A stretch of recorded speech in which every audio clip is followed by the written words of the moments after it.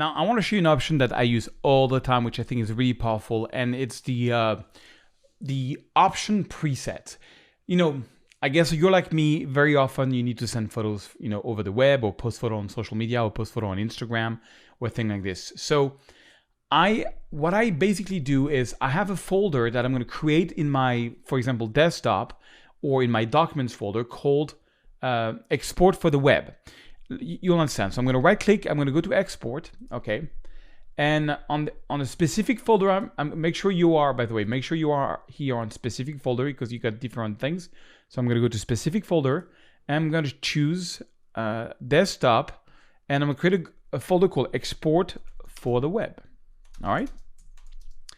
Create, choose.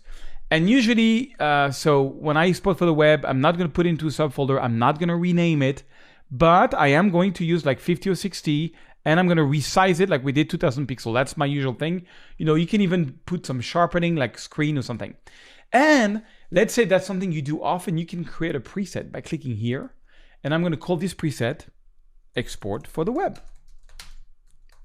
Okay. And I'm going to put it in user preset. This is different folders here. Create. Now check this out.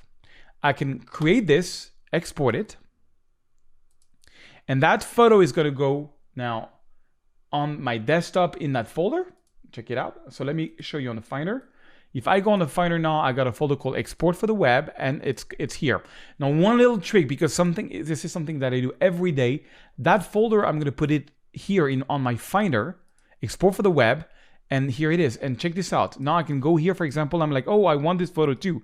Right click, and I don't even have to go to the export because I created a preset. It's here. Export for the web. Boom. And I know where that is now. This one, export for the web. Boom. And check it out. Now I'm on the Finder, and look what's happening on that folder. And I can just, drag and drop them, and, send them to send them by email or load them on Instagram. And you can create different folders, like one for the web, one for Instagram. I usually only have one folder called export for the web. And sometimes I have one called export for Instagram. And basically, you can empty it every once in a while. And it's just such a cool option. I had to make a dedicated video on this.